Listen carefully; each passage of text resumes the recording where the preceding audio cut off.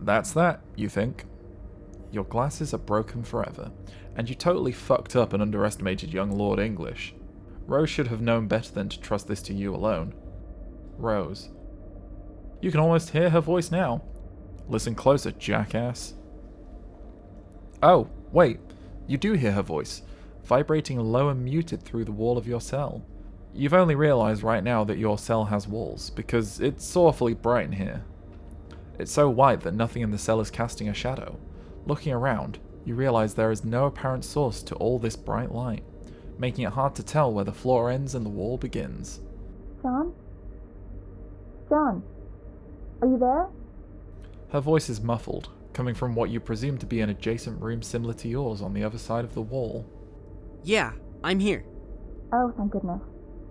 Everyone's accounted for then. Are you okay? What? Are you okay? I think so. I can barely hear you though. You can hear a thud from Rose's corner, like someone slumping against the wall in relief. Well, that's what you're doing at least. Okay. Yeah, I'm fine too, but this is kind of dorky to say out loud, but I don't feel time. That's not just me, right?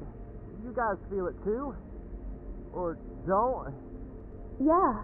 I mean, there's obviously space inside this box, but I can't do anything. It's like I'm blind. The noise outside the juju grows. Something sharp and metallic splinters above and rains down on top of the chest. What did my future self say it was we had to do?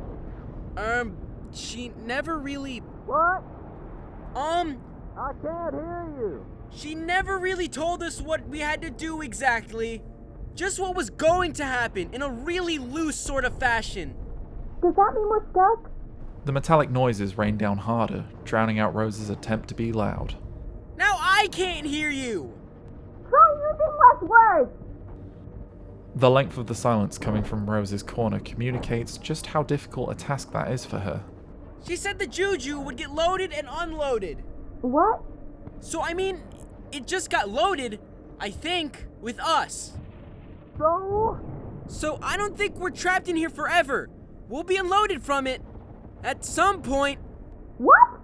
I know it's all a bit abstract, but... No! I just can't hear you! John, you suck at yelling. Ah! You stop trying to loudly reassure the worried teens for a moment, and just to think. Now you understand defeating young Lord English was never supposed to happen, not the way adult Rose was implying it would. You surmise that the other 4 teens remaining outside the juju were the only ones meant to be tasked with his defeat, and judging from the cacophony still emanating from beyond the walls of this house in its confining chest, they are taking the task seriously. But what does this mean for the 4 of you? You try to picture what's going on in the battle outside, but it's not easy. Use your imagination. In your imagination, the battle is quite vivid and exciting. The coolness of the action in your mind's eye is belied by the actual sound effects booming all around you, which you can only describe as vaguely stupid. There's a lot of hysterical screaming, which, if you're not mistaken, is coming exclusively from the male combatants. There's a sudden swelling of energy that speaks to a vastness behind its power source, almost as if an outrageous bubble of pure hope were enveloping the stage. Is how you would describe it if you didn't mind sounding ridiculous. Then you hear, it can't be. Horses? No, not simple horses of flesh and bone. These horses are metal, if we're to believe they're horses at all. Stop using your imagination. This isn't getting you anywhere, and clearly your silly imaginative whims aren't doing the slightest bit of justice to the actual awesome things taking place out there in the heat of battle. Frankly, you theorize skirmish lost the handle of any legitimacy it might have had the moment you started thinking about horses. You figure no one will ever truly know what's happening out there. You doubt anyone would have been able to handle how incredible the raw, unfiltered account of this team brawl actually was, so it's probably for the best.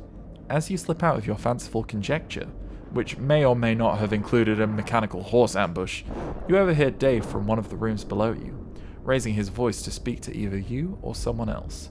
You're not sure. You place your ear to the floor again. He's speaking to Jade, They're attempting to reminisce again, to the best of their ability to do so while shouting through a wall. Once more you ruefully reflect on those teen versions of your friends, and all the questions they must have for you, for each other. What would you even say to them? Would you want to tell them about the happy outcomes, knowing they might never get the chance to experience those things for themselves? Would you tell them the sad outcomes, thus reinforcing their insecurities and suspicions that they may never truly be capable of living happy lives? You're not even sure you could handle it, if you were teen John. You'd have too many follow-up questions, which adult John is in no way prepared to answer. Would you tell them what's up with Roxy and Calliope? Again, having no real grasp yourself over what's up with them. Would you tell them Dave and Carcat, live in a hive together watching TV all day? And Jade maybe kinda sorta lives there too, but nobody quite knows what's really going on with that? Would you tell them about Terezi? For some reason, her name feels like nails in your heart. Makes sense, you guess, because there's a lot of sharp letters in it. She had sharp teeth too, and sharp elbows. Sharp words. Terezi Pyrope was a sharp girl, and maybe what these sharp feelings are trying to tell you is you miss her more than you realized. She wouldn't have let you neglect relationships with certain friends for so long that you missed whole chapters of their lives. She wouldn't have put up with you moping around with the salamanders for so long. She would have kicked your ass for being such a loser about everything. She would have poked you in the forehead and called you insufferably lame and told you to pick up the damn phone.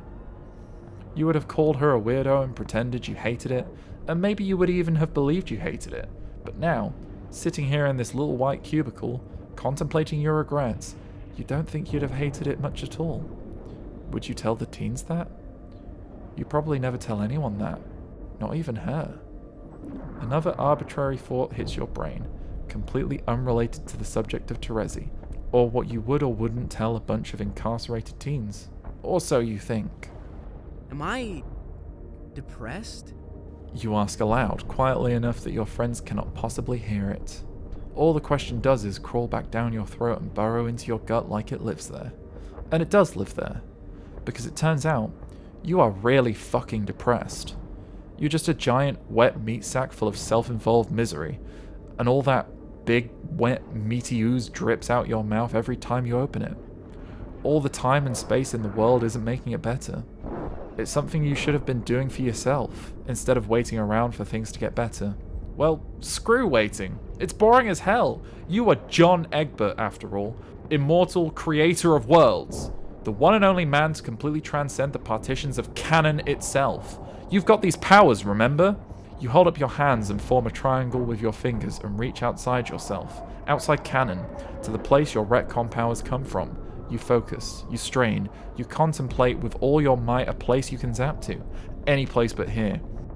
You wait, and wait, and wait, and nothing happens. You slump back down against the wall, and your despondence eagerly greets you again, like an old friend ready to pat you on the back and say, "Good try, man. I'll always be here for you, when you fail. Thanks, dude. You think." Rose was right! What? The juju has to unload! The what? Have to what? The only way out of here is for us to wait for someone to let us out! Sorry, guys! Oh. Also, I think I might have depression!